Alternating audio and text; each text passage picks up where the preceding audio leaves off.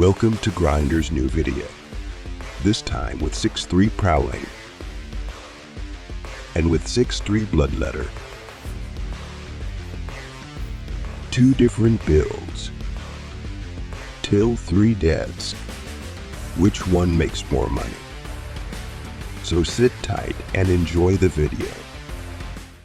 We will start off with the 6-3 prowling versus 8-3 bloodletter on ALBION cape. Prowling is strong versus bloodletter, so I overcharged and gave it a try. He used cultist couple too early as I only had 2 stacks. It was a great start for me. W pull under me and kite through it with my boots to gain some HP and cooldowns. Baiting his offensives in my form. He used it before I jumped on him, which is again a great trait for me as I just transformed back and purged it. I used my execute early as I wouldn't like to use it in my form when I will be around 40% HP, as his execute will just kill me. Got under 40% HP, so I hit in Mistwalker Jacket to wait for cooldowns. Perfectly played, perfectly paid.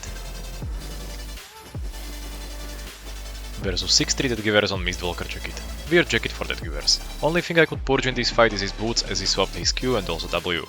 Using advantage of my range damage, and when he popped his boots, I purged them and disengaged with my boots. I had enough stacks, so I transformed, but wait a little if he will use defensive, which he did. Another great trait for me. After waiting out his Q stag on me, I closed gap with W. While I was transformed, he used E without stacks, so he has no kill pressure now at all. I didn't do great job of executing here, but luckily my WQ secured the kill in his undead cape. I was carrying Wisp in Legendary Mist and was constantly followed by 5-3 bearpaws and tier 6 one-shot crossbow. I'm not exactly known for my patience, so I dismounted the bearpaws, which then dismounted one-shot crossbow, and they teamed on me. My biggest concern was E from crossbow, so I kept my Mistwalker Jacket for that whole time and didn't care about bearpaws E.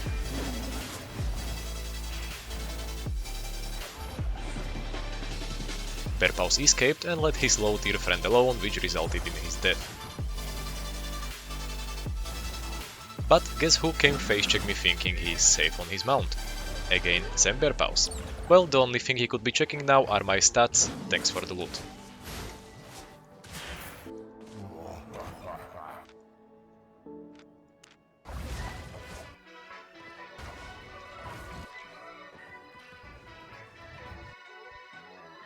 I was clearing camp when I got the notification when everyone's heart skipped a beat.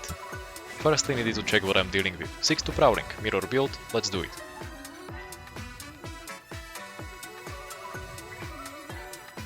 Took him out of the camp, he missed his W, then used execute when I had full HP, lol.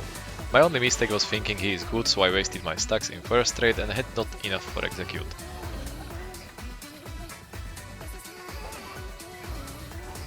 He survived with less than 100 HP and ran away. I don't think so, pal! That's not how this works! While I was chasing, tier 7 hellfire hands tried to red my kill and this guy tried to persuade me to kill the hellfire. Hell no, we didn't agree in 1v1 in corner of the map, bro. And I'm glad I didn't let him live, as this guy personally rated me twice already at least. Karma is best served cold.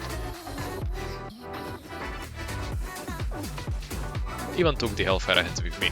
Just always use Mistwalker Jacket around their cooldowns, so he wastes his W-E combo into nothing.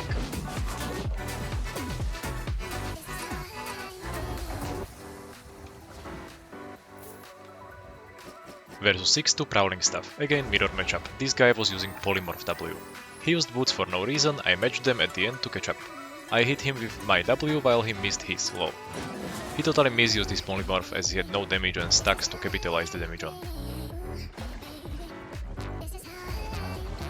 And I used W with 4 stacks, meaning I had not enough stacks to execute. Game of mistakes.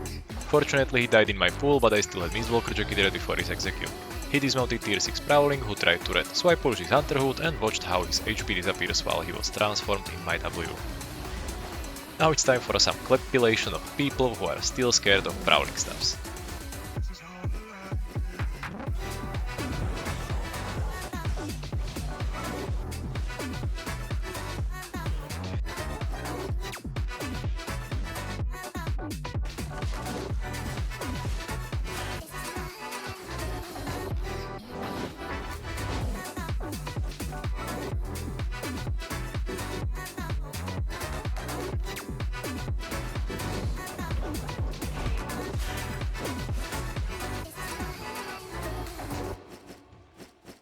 Now it's time to show the deaths. I was planning to prowl onto the chest when I saw 6-3 carving, so I immediately transformed back and popped boots. He mounted and ran away, but from northeast came another 6-3 prowling. I don't have boots and he has higher stacks ready, which is a really unfortunate start. Mistakenly courageously went into him and missed W while he hit his. Fight didn't even start and I lost 2 bars of my HP. Went for execute and he dodged it well with his Mistwalker jacket. Was ready to pop mine when I will get to Undead Cape to hopefully escape and reset, but mistakenly used mine W to damage instead of covering into Mistwalker jacket, so I lost. This death is versus 648 for doublebladed. I had survived with 3rd gear for 2 days and wanted to move on the bloodletter set, so I was ready to die. If I did everything right, I could win, so I will point out my mistakes. Mistake number 1, didn't dose at the start when I had time. Mistake number 2, should have used W inform to renew my stacks while swapping passive on boots versus doubleblade, but I lost them, which is huge disadvantage. Mistake number 3, as already said, late OC, which cost me about half bar of HP while doing nothing. Mistake number 4, all double-bladed's close gap with E when in favor, should have turned back to dodge it. Mistake number 5, didn't fight in my W pool. All mistakes cumulatively meant I didn't put his HP low enough to be able to execute in my Undead Cape after Mistwalker jacket. GG. For 3rd death, I'm not going to even bother. I was Jackass 6-3 OC carving who reset it 4 times, I was forced to fight him without food and health potion and on verge of last minute ending of overcharge. After the fight he even laughed that I'm noob, which I am because I could have just left him in the mist and accept my ending OC in other way than donating it. It's also time to show some nice loot I got on the way of doing the challenge. And also to count the final loot, 52.5 million of loot, cost of 1 gear including tools was 5 million, so total profit was over 37 millions of silver, which is much better than in previous tier 8 challenges. Now we move to the bloodletter versus 4473 nice awakened double-bladed stuff. As soon as I saw him using stun run, I popped my stalker jacket as I knew he will surely use his after stun. He used cultist cowl immediately after stun ended, which meant could trade for him, but he should have used E to disengage after his cultist cowl ended. Instead, let me use mine and trade him further. As he had better cooldowns, I didn't fully follow, rather waited for my stalker jacket. As you can see, Torch bloodletter hurts every double-blade even tier higher.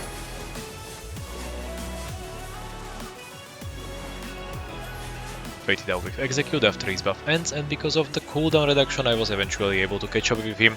Because if you look at his buffs, guy forgot to eat food, thank god. And I was wondering all the fight why I have slightly better cooldowns than him.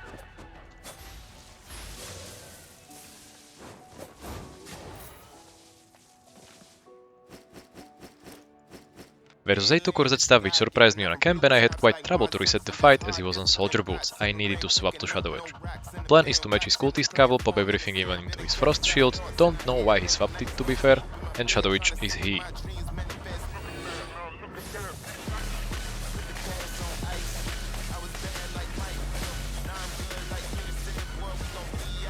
Poor guy didn't even have enough time to use his E, GG. Versus 6-3 carving who didn't want to fight fair, so I had to use spells to dismount him. Immediately disengaged with boots, poor guy thought I will fight him and wasted his inferno shield. First stalker jacket to let him purge me early, then immediately cultist cowl.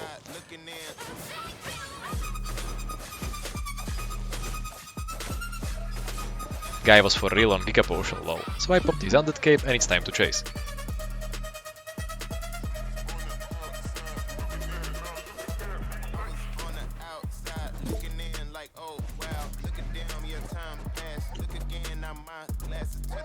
He resetted through cabbage soup but forgot to swap back. No idea why he didn't purge the stalker jacket. Cultist cowl for his inferno shield. No Undead Cape, so safe to use E immediately after his shield ends.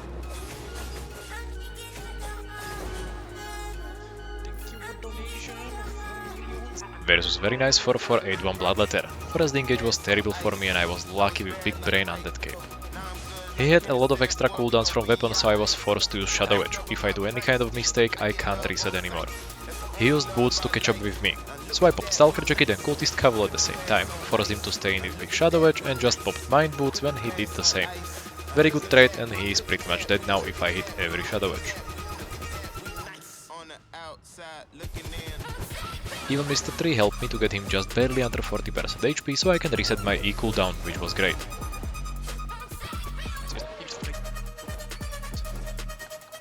Second Shadow Edge was like taking a cake from baby, right into my inventory you go.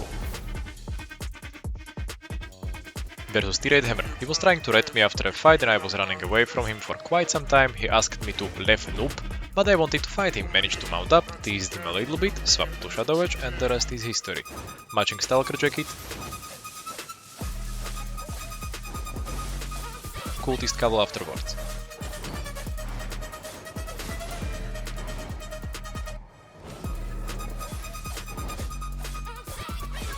Shadow Edge for his reset.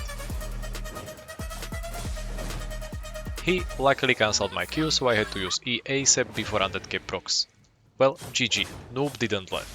Now, dear ladies and gentlemen, enjoy another clappnation edit of Bloodletter. I will show 2 deaths later, 1 voice commented versus 63 deathgivers, which happened to be a fan of mine.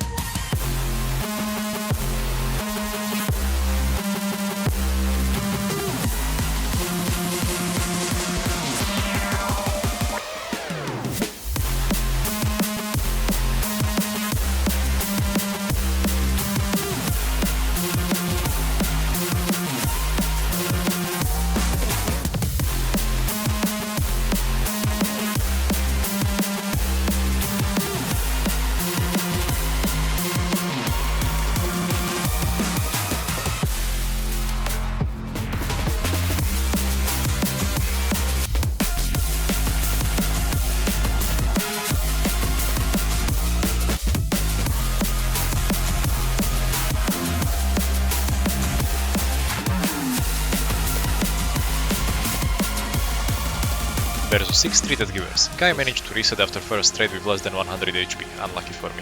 We went for round 2, this time I swapped for first Q, I shouldn't do it if he didn't swap by the way. He wants to go for triple stack, so I stay away for a little bit by dodging his Shadow Edge. Stalker Jacket when in range.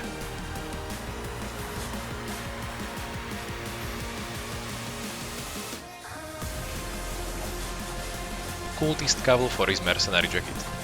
But look at how unlucky I was. We used E at the same time, meaning I missed. Damn. Luckily he didn't kill me and I had another chance after my Undead Cape ends. I could have reset, but I'm one wild Bloodletter. Quick cabbage soup for extra 500 HP and back to the fight. This time I waited with my E for his E. But he managed to get in Undead Cape while I was stunned by his Shadow Edge. I used E as with Shadow Edge you always end behind the enemy, but somehow missed. Well, GG. Third day, by the way, was versus 8-2 cursed stuff, but I have to run to CTA now, so no more editing time for me. Let's quickly count the loot. Oh, I'm missing every fucking hit. Final loot is 54.8 millions, nearly same as prowling, but Bloodletter sets cost way less, around 3.5 mil whole set, including tools. So final profit is more than 44 millions. Again, sorry for no giveaway, still at vacation posting pre-planned videos, but I'll be back soon. Till then, have a great time and see you soon. Your noob, Grindrr.